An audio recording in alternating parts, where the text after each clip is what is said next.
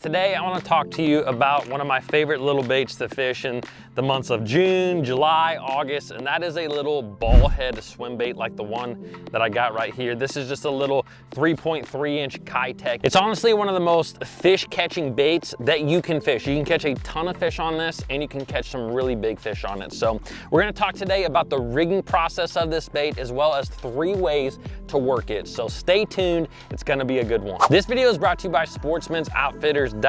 Sportsman's Outfitters is the place that I love to shop. You can find some of your favorite lures for the best prices. And who doesn't want to save money, especially right now with this crazy economy that we're living in. And right now, they actually have a Father's Day sale going on. You can save some money on the Bruin ELS reel, some different rods, some different baits, some different coolers. So if you're interested in that, I'm going to leave some links down below in the description. Click those links and you're greatly going to help support the Bass Fishing HQ channel.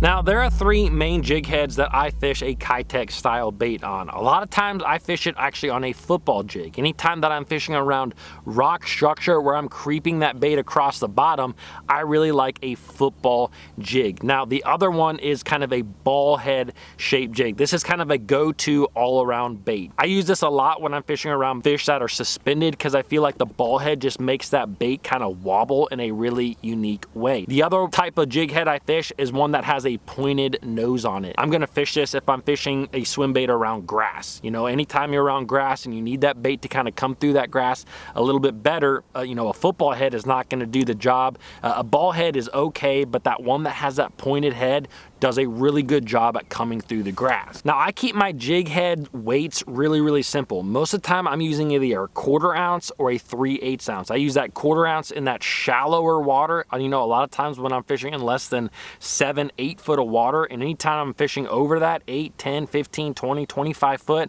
I like to use a 3/8 ounce. Now, if I'm throwing a bigger Keitech in really deep water, that is when I might go up to a 3/4 or a 1 ounce jig head. But those situations for me are kind of rare. Now, if you fish on the Tennessee River, that might be something that you run into a lot. But for me, I fish for a lot of bass that are eating smaller minnows, and so that 2.8 or 3.3-inch Keitech on a 3/8 ounce, I can fish that really effectively in 25, even 30 foot of water. Now, there's a lot of different sizes of the swim baits, and the biggest thing that I'm gonna do is kind of match the hatch. If I'm fishing around bass that are eating bigger shad, I might use a 4.8 or 5.8-inch style Keitech. If I'm fishing around fish that are eating minnows or littler shad, I'm gonna use that 2.8 or that 3.3-inch Keitech. Now, you can fish this technique on both a bait cast or a spinning rod. It really kind of depends on what you prefer. Now, if you're using a jig head that has a really light wire hook,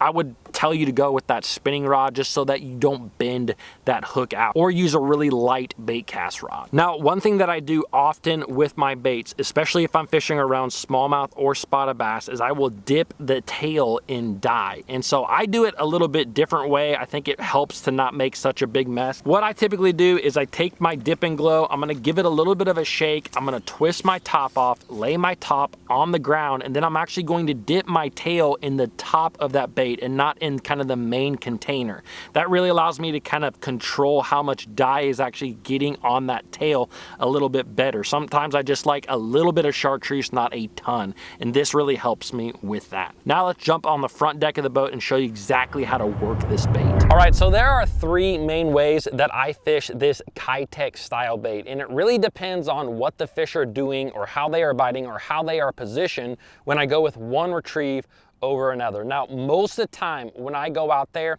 I'm going to just do a steady retrieve across the bottom. Now, this sounds really simple, and it is pretty simple, but there are a few things that I'm gonna show you real quick that can just help you to maintain bottom contact and keep your bait in the strike zone. The first thing that you wanna do is simply make a long cast with that bait. Now, I'm using a 10-pound braid to an 8-pound fluorocarbon leader right now. So the one thing that you wanna do, especially if you're fishing in deeper water situations, if you're fishing in 15, 20, 25 foot, is let that bait hit the bottom. And the first thing I'm actually going to do is I'm actually just going to drag this bait slowly across the bottom.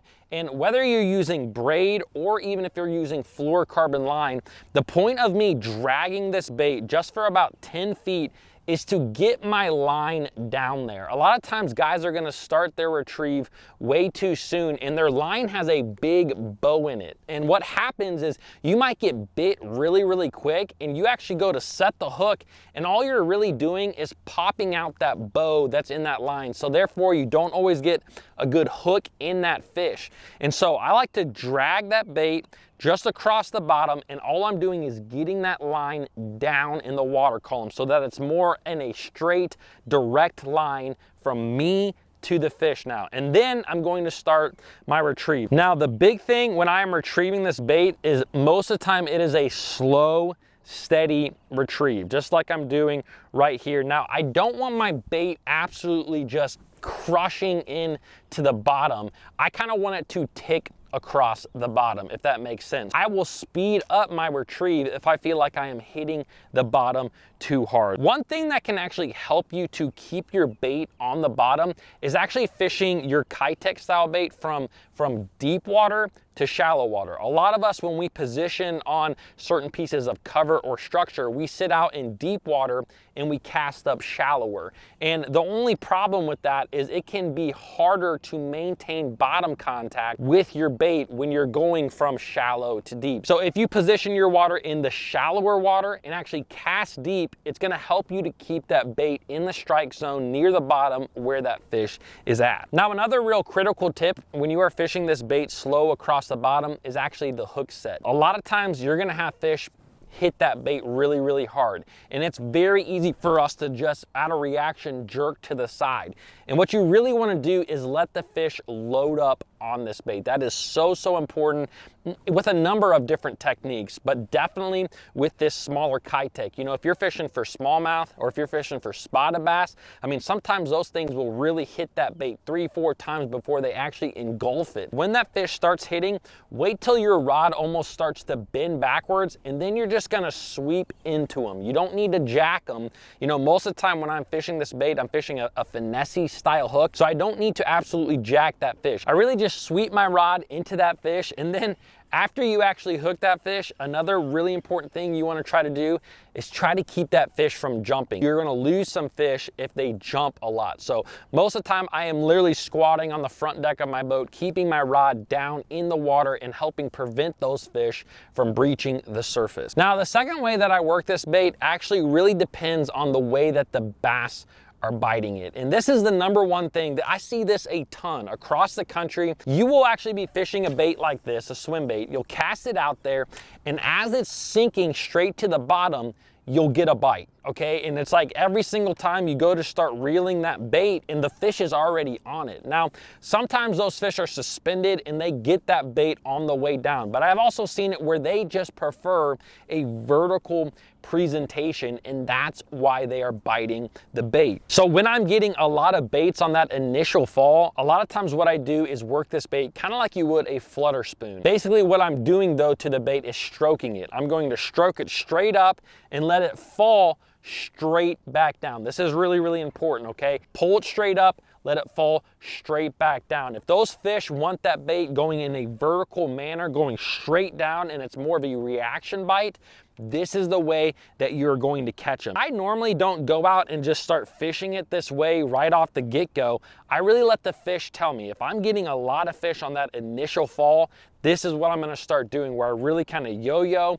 hop that bait, stroke that bait off, let it fall straight back down. The third way that you can retrieve this bait is one that's a little bit more sneaky. Not as many guys are doing this. It's not anything that's real new, but guys just haven't really picked up on it. And honestly, I didn't really want to talk about it on this channel because there are times where they will bite it this way, where they don't bite it any other way. And so I didn't want to talk about it, but my boy Mikey Balls did an entire video all about this technique, and he called it coasting. I've always just called it letting that bait pendulum. Now, the biggest reason that you're going to want to let your bait pendulum is anytime that the fish are suspended. You can do this whether you have a forward-facing sonar or not. I do not have a forward-facing sonar, but there are a lot of times where bass are suspended. Maybe you're fishing in 20 foot of water and those fish are 10 foot down. A lot of times you can actually see that just on your simple 2D, whether you're idling or a lot of times I'm just up here on the trolling motor and I see fish that are 8,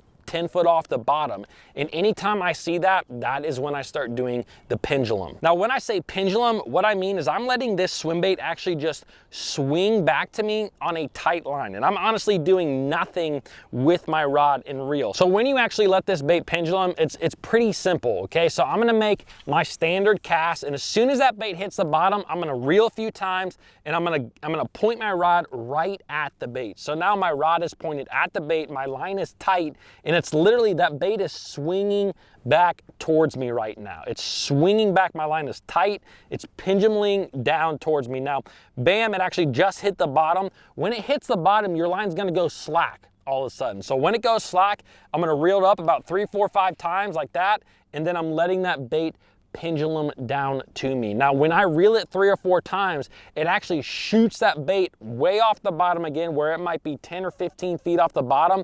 And then again, I'm gonna let it pendulum back down. And then I just continue to do that all the way back down to the boat. The biggest thing that I see with this technique is that a lot of times when those fish are suspended, you reel that bait up to them, and all of a sudden they see it and then they follow it down. And what tends to happen is that you will get bit right before this bait actually hits the bottom. And I think that what those bass think is that they think that bait fish is getting close to the bottom, they're gonna lose it, so they have to attack it right then. It's like they wanna pin it right to the bottom where they know that that bait fish can't get away. So that is what I see a lot with this technique, is that right as that bait is penduluming back down, bam, they get it right before it hits the bottom. Those are the 3 ways that I tend to work a Keitech style bait. Now, one of my other favorite swim baits is not a Keitech, it's actually the Mega Bass Mag Draft swim bait. This is a bigger swim bait, it's not huge. I really like the 6-inch model, but I did a full video all about that bait right here that I want to list because